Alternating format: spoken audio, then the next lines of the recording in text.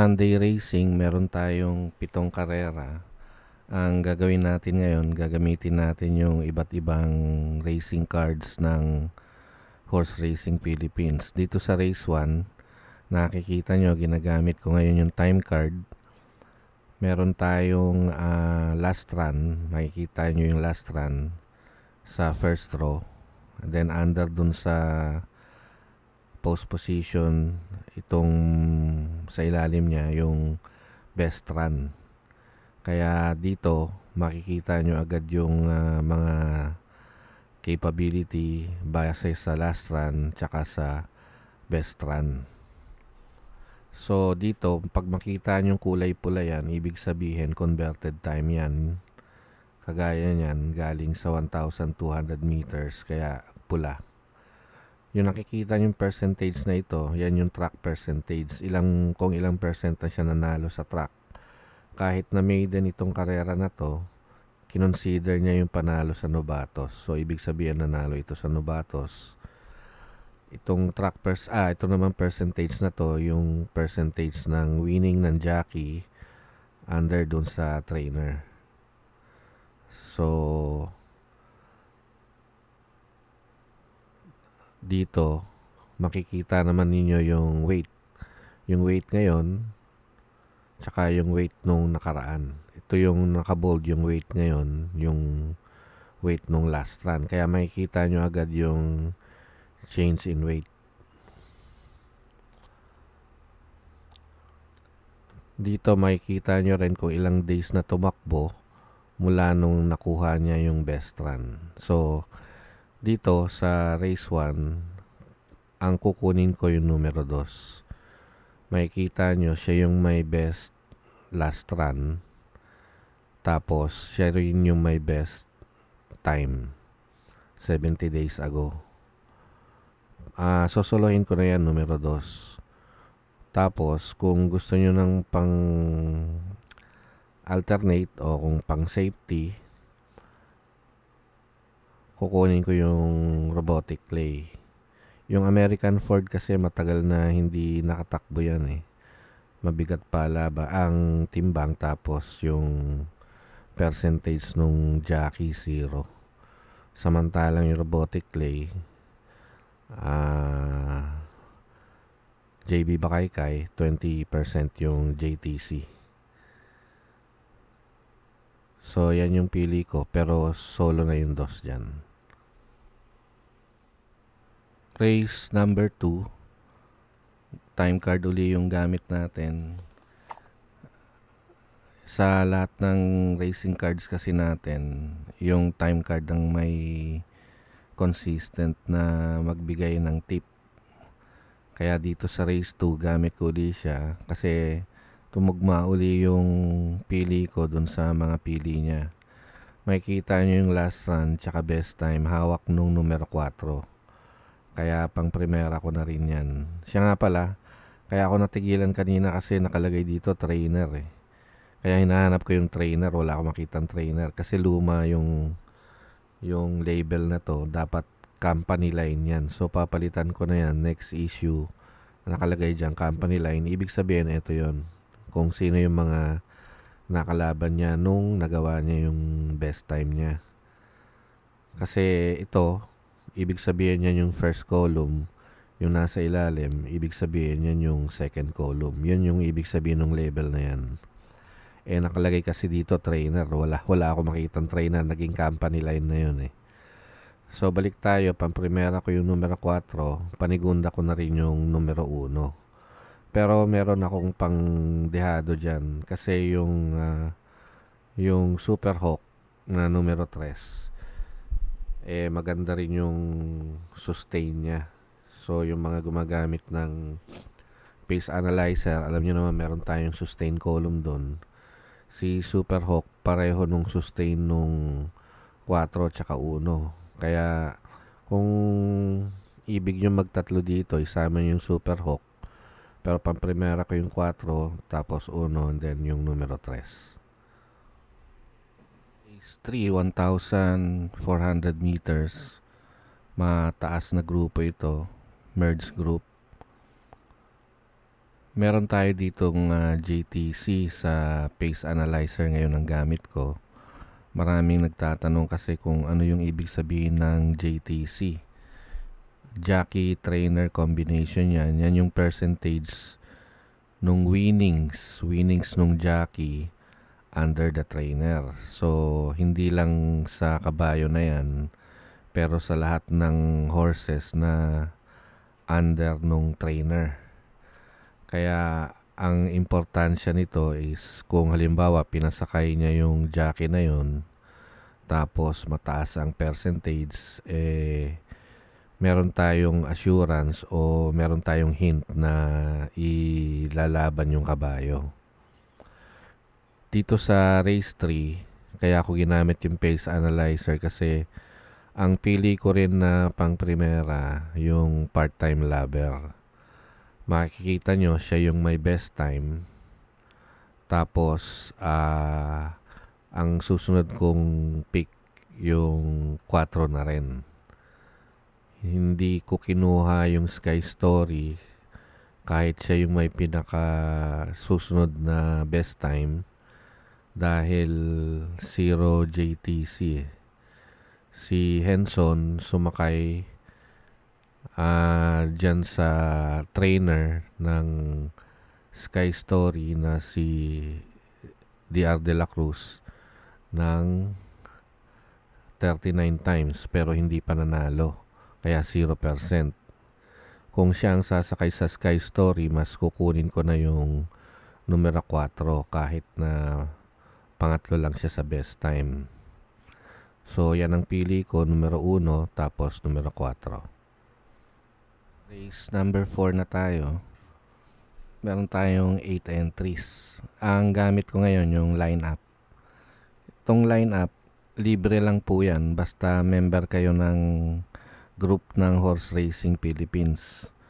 So, pag mag-member kayo, mag-request lang kayo ng membership, i-accept ko kayo. Wag lang yung avatar nyo walang picture.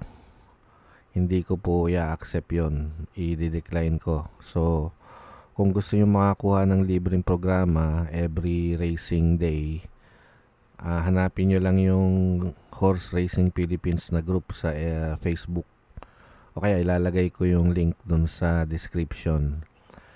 Dito makikita nyo yung lahi ng kabayo, tsaka yung owner trainer, tsaka yung last run nila. Hindi pala, best run yan. At kung ilang araw na ang nakaraan. So makikita nyo yung best time nila. May limit yung best time ko kasi 96 days lang yan eh. Kung makita nyo yung blanco, ibig sabihin, hindi yun yung performance niya or nakapagbakasyon siguro yun. Kaya walang best time.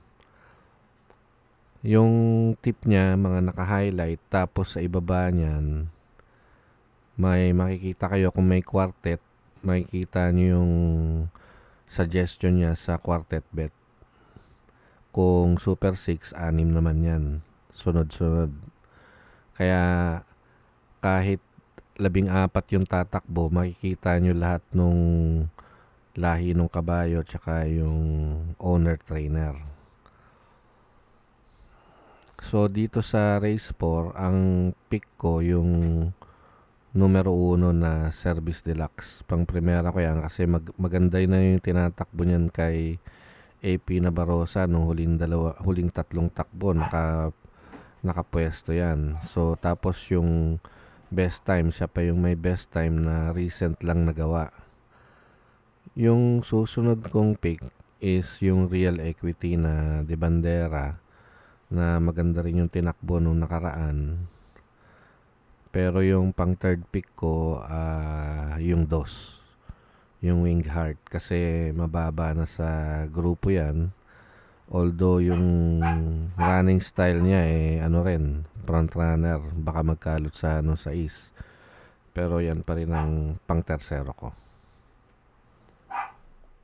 Yung race 5 natin, RBHS 6 to 10, meron tayong 8 entries. Ang gamit ko ngayon yung morning line.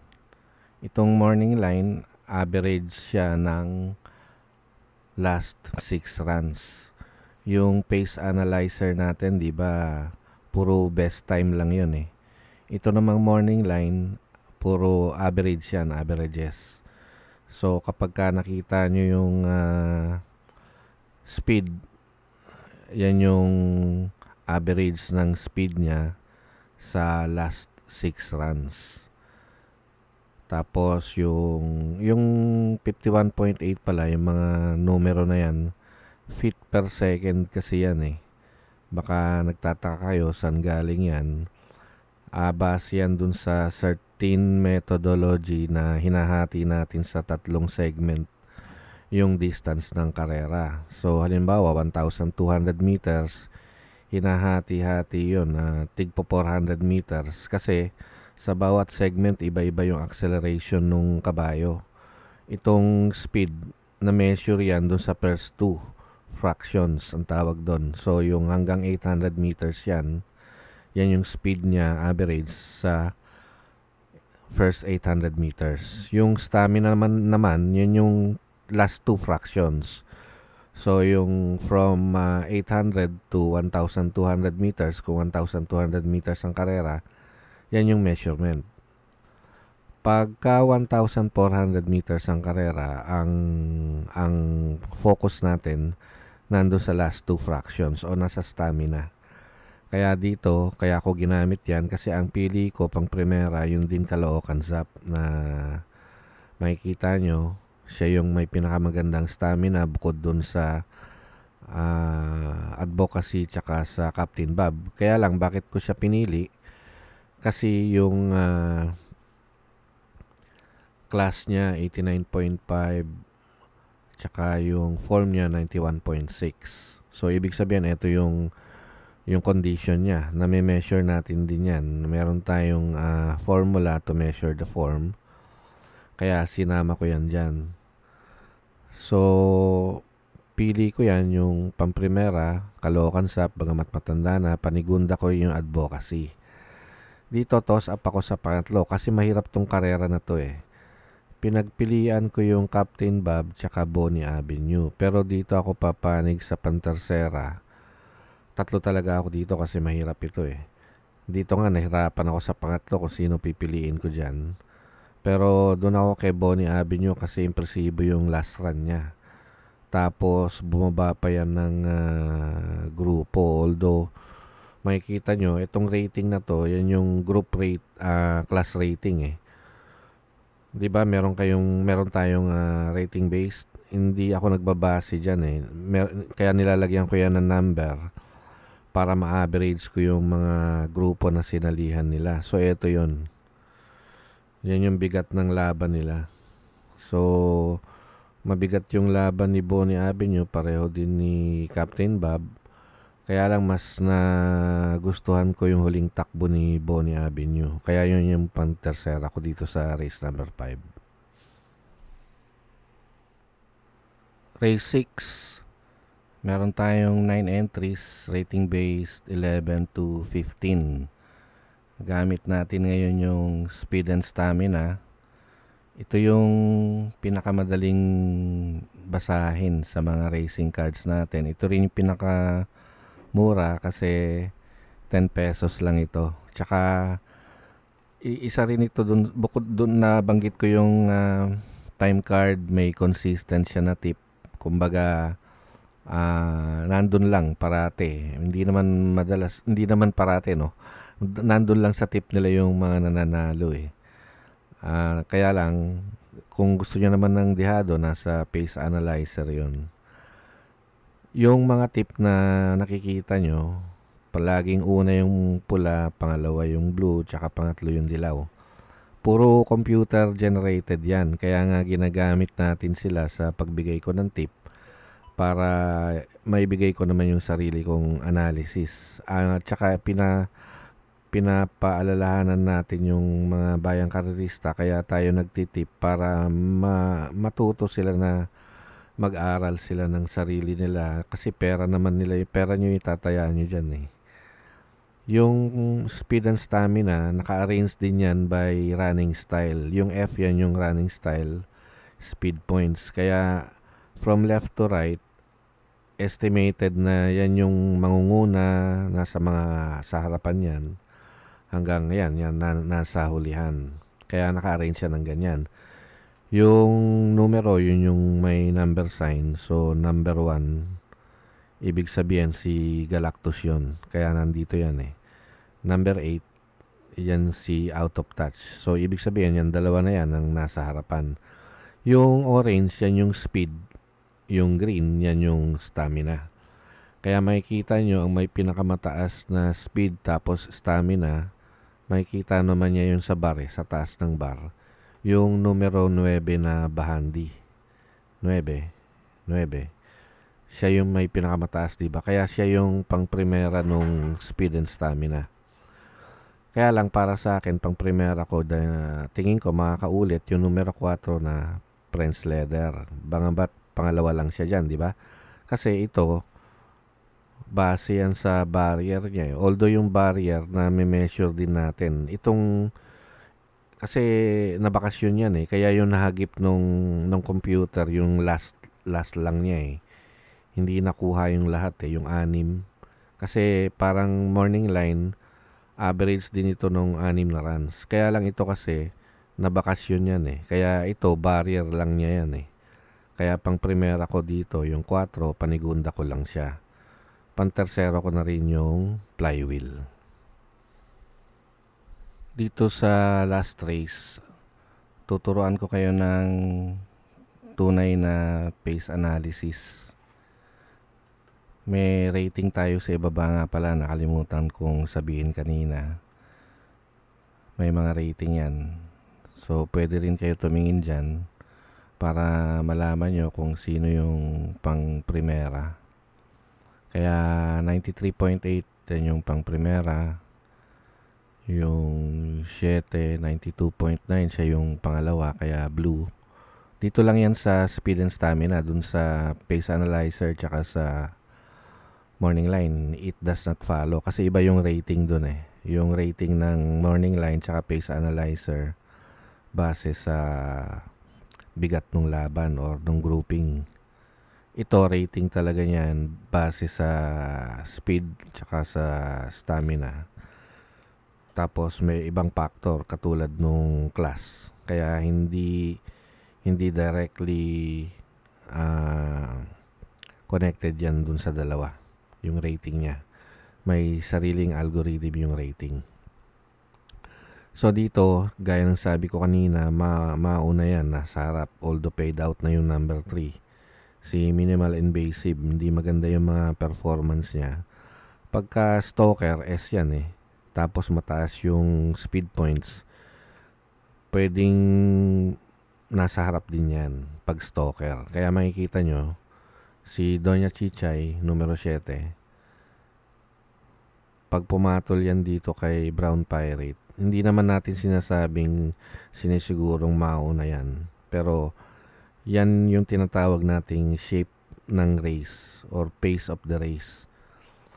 Mauna man siya o hindi, nandyan pa rin yung numero na yan or yung essence na yan.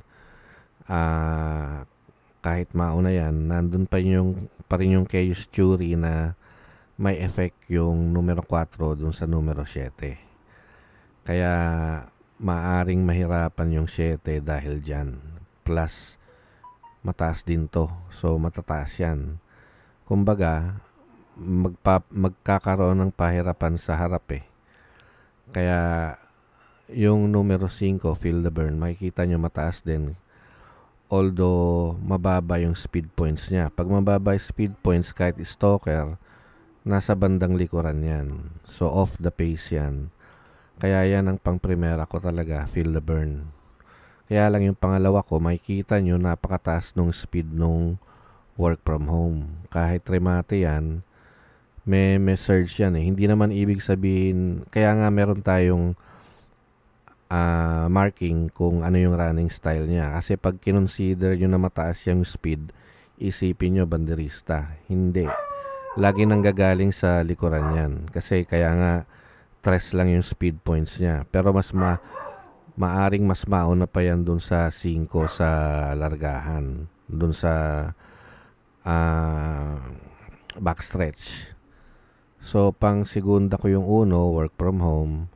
Pang tersero ko na lang yung Doña Chichay. So, yan. Good luck po sa inyo.